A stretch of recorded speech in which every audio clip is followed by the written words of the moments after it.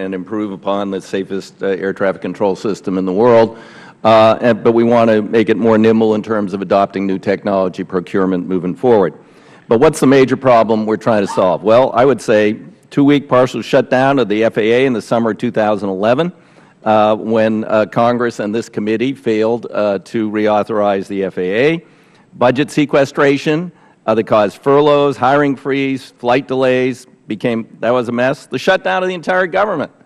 So number one priority is to protect the FAA and air traffic organization from Congress. Now that's a tough task, but here we are. Let's see how we could tackle that. How can we protect it from the United States Congress? Well, probably you could say let's keep it the way it is, but let's give it mandatory spending authority, move it off budget.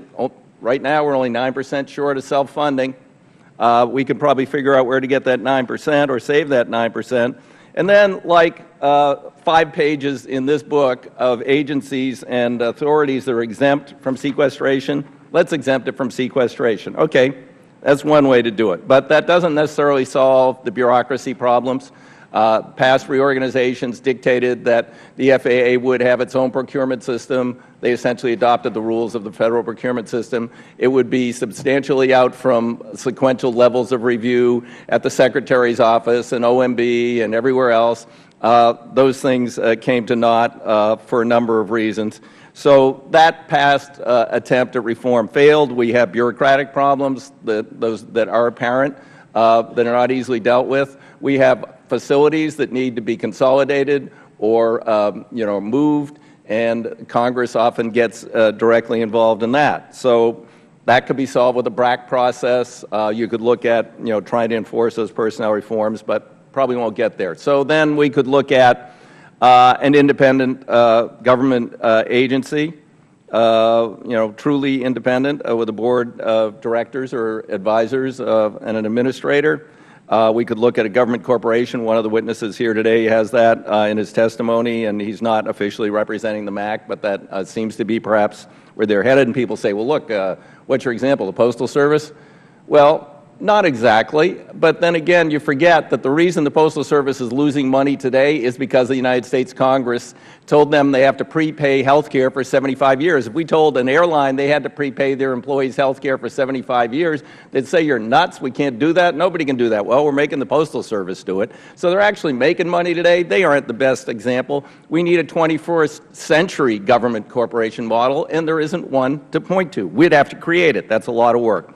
And then we have advocates of a private not-for-profit looking at NAV Canada, which has many enviable attributes. But there are a number of questions that arise if we move outside the government sphere, independent agency or government corporation. One is, how do you value the assets and how are they going to pay for them? We have both physical assets and then spectrum, which the FAA doesn't have. It's not their asset. It's actually an FCC asset, which through the NTIA is annually licensed to the FAA.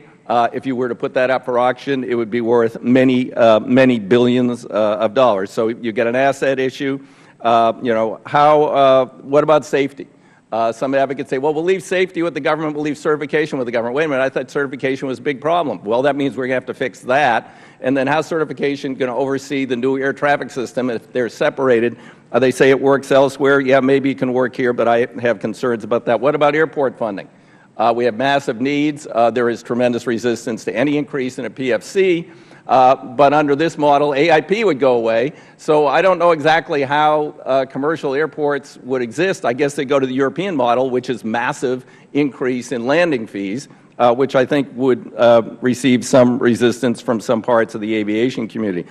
Pension arrangements already raised by my colleague here. I did have one member of the panel told me up front, now they're going to go to defined benefit. Well, I don't think that would go over real well with the air traffic controllers. So we have some disagreement there.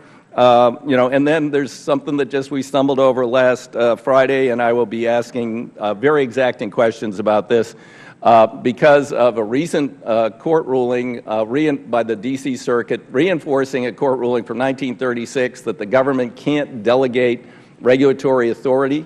And actually one of the briefs actually mentions air traffic control.